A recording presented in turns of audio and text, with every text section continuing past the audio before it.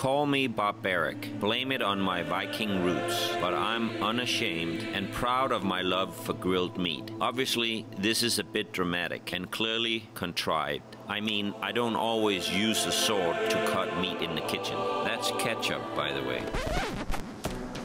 But there is something magical that happens when you cook this way. The primal heat of the fire, the smell in the air, the chemical reaction that happens when grease meet flame, melted fats, burned bits, and all the goodness. The Midwest is sort of jokingly known for grilling out in the backyard. But every coin has two sides, and inherently, as a Dane, my other favorite food is seafood. Fish, shrimp, crab, lobster. The combination of these two things done at the same time. I mean, who can't relate with that? But that's not the question here. The question is, what does any of this have to do with Ecuador, Uruguay, and soccer? Oh, wow, I saw it! We got enough. As a chef, I need to stay curious in order to evolve. For me, that means looking beyond a great meal to learn more about who made it and what inspires them to cook. Every great city has great food. I'm going on a journey around the world right here in St. Louis to find good food and experience other cultures. I'm on a quest to find passionate chefs who cooks from the heart. Because food is love. It's gonna be delicious. Food is love. Love your food. It takes two halves to make a whole. Two to tango. And opposites usually attracts for a reason. Meet Maria and her husband Daniel, but you can call him Freddy. Owner and operators of Asador Del Sur. Translated, Asador Del Sur means Southern Grill. Danielle was born and raised in Uruguay, while his wife Maria comes from Ecuador, each bringing with them the food of their homeland. Together, covering a broad spectrum of seafood like Dungeness crab, langostinos, alongside a menu with a variety of grilled meats. I'm dropping by to see what they do here and have a light supper with them before they close for the day. Based on what I know about their Maplewood restaurant and the things I'm smelling in the kitchen, I've already decided to do whatever I can to get on their good side. He is Dwayne, Okay. our executive chef. Okay. And right now we're trying to put together a parrillada, which is just different cuts of meat, sausage, blood sausages, and instantins, like chitlins. Those called chitlins in America. They're called chinchulines in South America. And now you're going to see the whole process. In Uruguay, basically, when you're a boy, you learn this from your dad. Your dad passes it to you, or your uncles, and basically it's a process.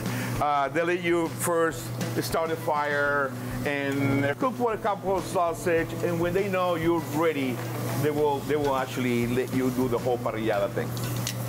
Uruguayan food is very meat-centric and most often associated with ideas of gauchos and rugged terrain. The steaks are thick and there is no apprehension in the large cuts. Usually it's combos of different bits all cooked over an open flame. The focus on variety and cuts Daniel offers are a direct reference to Uruguayan traditions, and the taste that comes from cooking something over a real flame is one of the hallmarks. Those are the blood sausage, the skirt steak, and short ribs. Very, very common cut. I will say one of the famous cuts in South America. Another side that Daniel has stayed true to his roots is this: sweetbreads, the thymus gland to be exact. I love sweetbreads. To me, it's one of the best. So I see like Argentinians, when they cook it, only salt, right? Only salt. Yeah. Uruguay and Argentina, we pretty much cook the same way. This is the part where I can quote a line from the classic Anthony Hopkins role from the famous 90s psycho thriller, but I won't, because I'm sure you get the reference. But in reality, it's quite delicious. Sans the fava bean and served here with chimichurri. The best way to eat this is right next to the grill. So like that, with the chimichurri, and I think it's the best. you let me know. You can taste the lemon, you can taste the salt, the tenders of the sweet bread. It's noteworthy and no exaggeration to say you can probably not find this dish within a couple of 100 miles of here at least. The fatty texture and the chimichurri is what I'm gonna be daydreaming about for a long time, and it's on the menu. And now I want you to try the same way. Okay. You grab a little bit of the chimichurri, go into the blow sausage. And you let me know. We always joke with my wife that you can add chimichurri to arroz con leche and you will eat it because it makes everything better. Chimichurri is the sauce that goes with everything.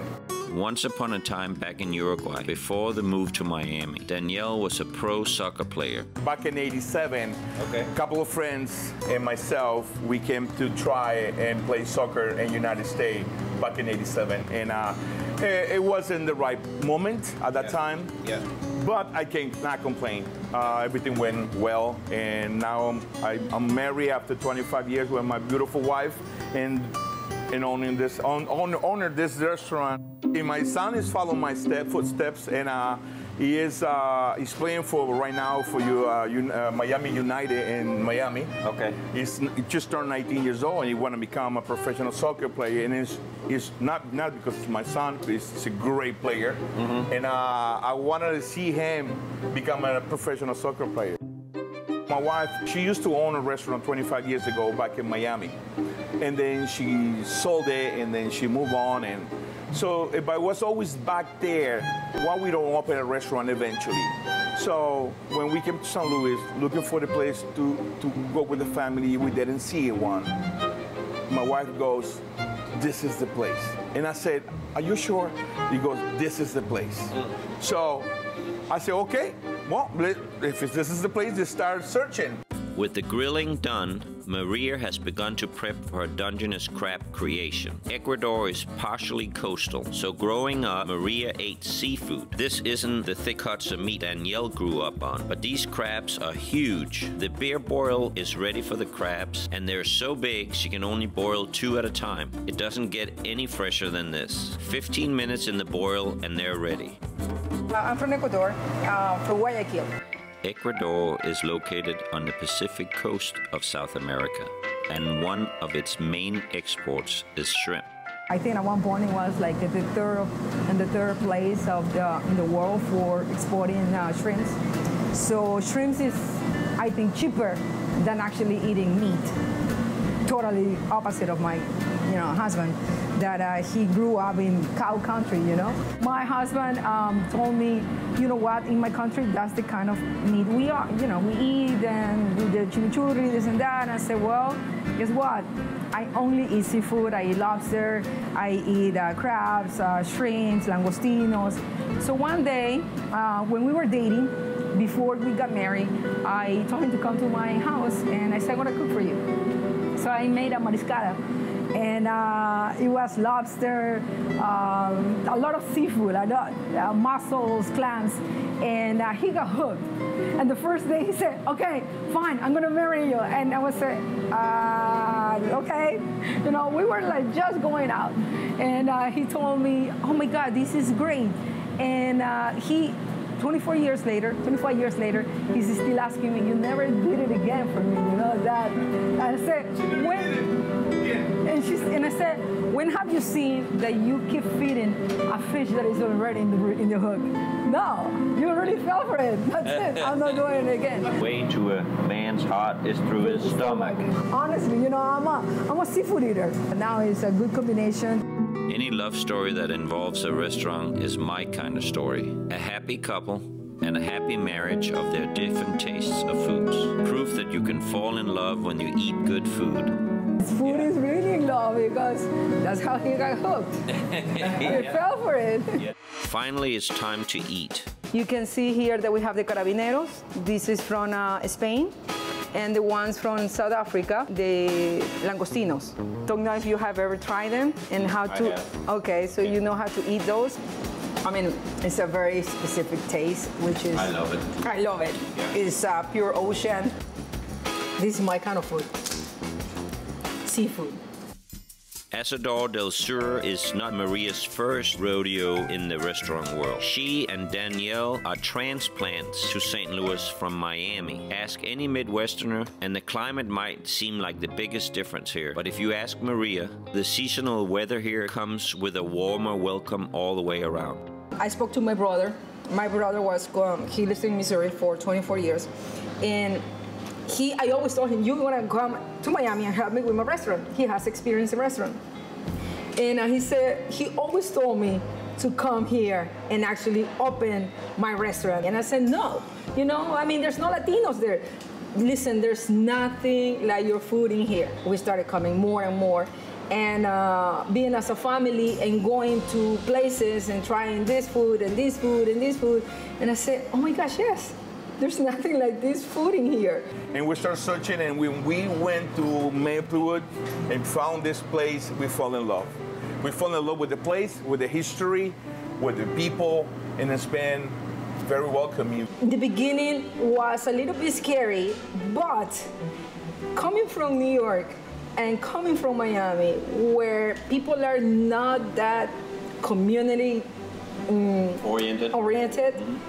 It's kind of a shock, being from South America, living in New York and living in Miami when you mind your own business. And here, from day one, the landlord in this place was awesome. Like I said, am I that lucky?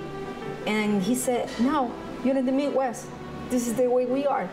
I said, wow. I was so blessed to be in the city of Maplewood.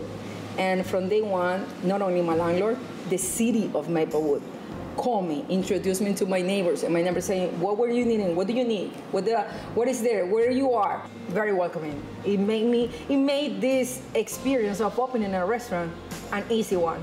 So should we toast to Midwest hospitality? Yes, to St. Louis, to Maplewood, and to Missouri. Yeah. Since we opened the restaurant, everybody is ordering more and more blood sausages, more and more our cuts, more and more mollejas, because they loved it. As a self-proclaimed seafood expert, and I believe her, I look to Maria to show me how to eat a crab correctly. This is called cangrejo in Spanish, the crabs. You hold it in here, and then you open it. The sound of a cracking shell just built my anticipation. Don't feel bad. It took me about 17 years to learn how to do it. Well, that is true. So I don't eat this part. I clean, which is the inside, without touching the fat, the yellow part. So I just leave the fat in there, pretty much. So I put some salsa there. You like it spicy? Yeah. I mean, I don't know if it's that spicy. So this is a salsa criolla, tomato, some radishes, cucumber, tomato, and lime, and cilantro. And I put habanero, but you can put whatever red pepper you would like, And then I clean also this part of the crab, again, the lungs. And now the real work begins. The idea is to remove all the meat from the body and legs and put it into the shell with the salsa. So just cut it, break it in half. Maria is thorough, and she takes it personally if any of the meat is wasted. So I'm just trying to keep up with her. Now we come down to the meat. Yep. Yes. Then you remove the meat from there. It might seem tedious, but Maria makes it look easy. I've never really done it this way. This is a great idea to turn it over like that. I use it as a vessel. Yes, yes. I like that. Yes. So we just mix it around? Yes, I just mix it around. And if you like crab as much as I do, you know the reward is worth the footwork. That was an intentional pun. I knew this was going to be good. That guy was crawling few minutes back. I know. Cannot be fresher than that. I kind of felt bad for him. Yeah. Now I don't feel bad for him anymore. Unbelievable. I'm full in more ways than one.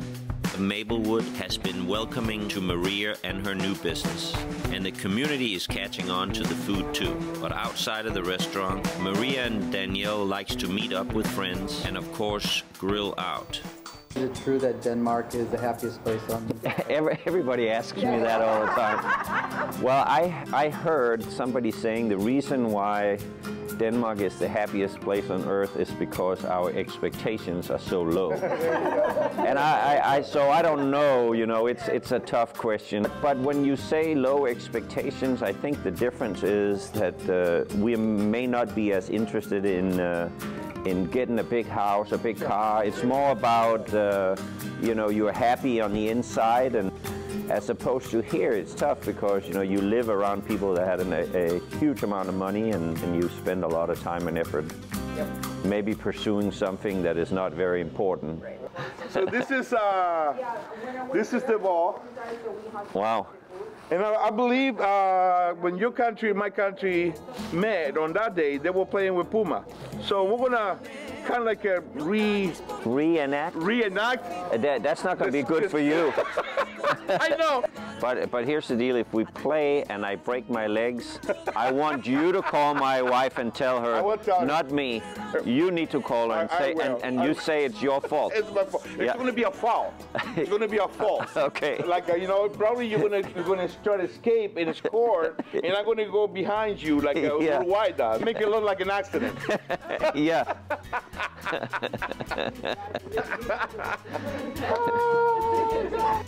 I don't think I've touched a soccer ball in 25 years. I'm either going to score some goals or break my legs. I'm not sure.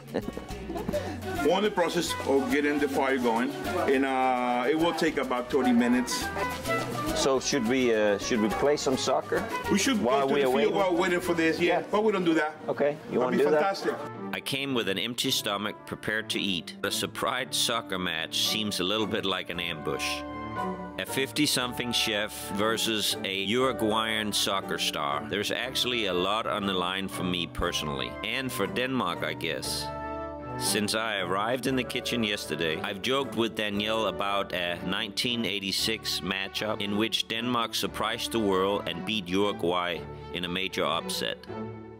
Any suggestions at all? I mean, what do you think so far? Please let Denmark win the soccer game against Uruguay in the next I'm gonna have to make a phone call. Yeah, okay. I now fear that all my taunting soon will come back to me. Oh, you can do that as well. You sure enough.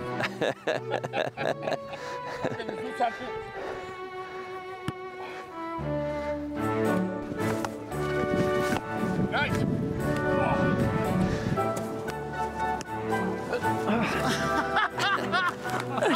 Wow, I saw it. We got enough. Good move. I have to congratulate you. Well, after 20 years, you did pretty good. I did. Yes, you did. Indeed. I'm out of breath. Oh, me too. I run more than you. A few miles. But you did great. Well, thank you. For a person who haven't touched a ball in 20 years, yeah, I can tell that you did play. Well, thank you. Absolutely. It's been a pleasure. Fantastic. I'm not going to break up the whole Uruguay-Denmark. I know. I tried to erase it from my memory, but okay. Oh my God, the grass is high, and it's wet, and it's heavy. Yeah. Yeah, the ball don't roll. I hear excuses. I know. I want to see you guys play. When you guys play? Maybe the new soccer team in St. Louis is watching us. You thinking we got a chance? Maybe. People are actually shaking right now. You know, I could always be the 12th man. Yeah, 13? Yeah. Wanna be ready? If I sit on the bench, I'll be proud. That's it. Me too. I can tell you got some moves. You just, you know, tight. It's been 20 years. It was the reenactment of the two games between Uruguay and Denmark. Our version. Okay, so there was no clear winner or loser. And I'm pretty sure the new St. Louis soccer team won't be trying to draft me. But in my defense, the field was very wet, and I had to borrow my producer's shoes to play in. And it's been about 30 years since I played, but it was still worth the possible injuries.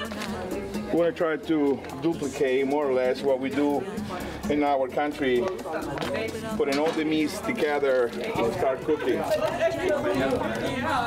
My doctor keeps telling me I have to eat healthier and exercise. So today is a good day. It's a good day. I exercised and I'm about to eat healthy. That's it. You follow the doctor's instructions. Yeah, exactly. You all want to come over here? Yeah. See, that's how long I've been in the Midwest. You all? What is going on? The food is ready, my blood is pumping from the soccer match, and everyone is in great spirits. Without even having the first bite, I'm grateful to be here. Laughter, new friends, and conversations is the kind of ingredients that makes the meal worth more than just salt and flour. Yes, this call is, you know, the weather might not be the best, but here people makes you feel like really welcome, really awesome. You don't have this in another place. I mean, not in Ecuador, not in the United States, not in Miami, not in New York. Basically, what you're saying, we can all agree that St. Louis is the best city in America. I agree. Here's to that. Cheers to that. Yeah. Cheers to that. Thank you for all your help. Skål. Skål. Salud. Salud. Your husband here, he had 3 names while I've been with you. Freddie, Danielle, and Papi. So which one is the one that I should be calling you? Papi. I don't think you're old enough to be my Papi. No, I'm not. When she's mad, she called me Freddie. Yeah. When she's mad at me for any reason or whatever, she's Freddie. When she's more like Nice. Yeah. She, you know, not that often. she has some So feelings when you're in trouble, she called me Danielle. When you're in trouble. And when I'm in trouble, Freddie. Okay. When she's in love with me again, Yeah. she called me Danielle. And when romantically, when she called me Papi. I see. So you know, by the name, I know how she's feeling. Can I have a little more sweetbread? Yes, you can. Okay, it is so good. It is the best chimichurri I've ever had. It is so good. Fantastic. Yeah. I don't know how you do it, but you do it well. I told her to do it, so. I fixed the recipe. No, well, Yeah. it's kind of true. No, not totally true. I give him the basis. Did you call him Papi when you took the recipe from him? Yes, I did. I really enjoy playing soccer. I can't believe it's been so many years. I know. It was a lot of fun. You did awesome. That was a perfect scenario for a slide tackle. I wanted to slide tackle you. Yeah. But when you were running, I wanted to go behind you and get the ball from you. But Well, I mean, you see, you didn't have to do that. you did myself. I slide tackled myself. Exactly. And that's why I'm sitting in this wet cheek over here. This is just the beginning of a good friendship, I know. Yes, please, yes. Yep. Yeah, absolutely. And we need to do that exercise more often, and you and I. if Uruguay ever wins over Denmark, don't call me. I will call you directly on the same day. Block him. Block him. I've been lucky to meet good, genuine friends like Maria and Freddie. Danielle. I mean, it's great to know that you can get authentic Ecuadorian and Uruguayan food here in St. Louis. But it's even better to be friends with the one who makes it. Lucky for us, the combinations of their tastes makes for a well-rounded restaurant menu. I hope I'm part of your new family that you were talking about, because I really want a lot of crab, shrimp, and blood sausage and sweetbreads in my life. You are. You are. You're Thank you welcome. for having us. Food is love. I found that no matter how good the meal is, it can be made even better when it's with the right people. And to hear how their journey has led them to St. Louis, it's another example of how many beautiful stories make up the fabric of this city, and how they're all different, but the same. Danielle is obviously a grill master, and Maria knows her way to anybody's heart with her food. It's a match made in surf and turf heaven. And you know what? Our relationship built around food. And when you said food is love, it certainly is, because our first day was this Ecuadorian restaurant. So we went there and we ordered ceviche. She had like 15 sodas with one ceviche. And I said, what is wrong with this lady? How can she drink so many sodas? But anyway, maybe because the ceviche was spicy or whatever. Who have thought that you can taste the influences of Ecuador and Uruguay in one restaurant, let alone in Maplewood? But it's true. This is a Latin American ceviche with popcorn. So, you never know when you may find me haunting the bar or slipping into the kitchen at Asador Del Sur, eating langostinos and sweetbreads off the grill until I'm eventually asked to leave, or until Uruguay beats Denmark in a real match. Food is love. Y déjame, no calles por más tiempo tu infidelidad, no juegues más conmigo.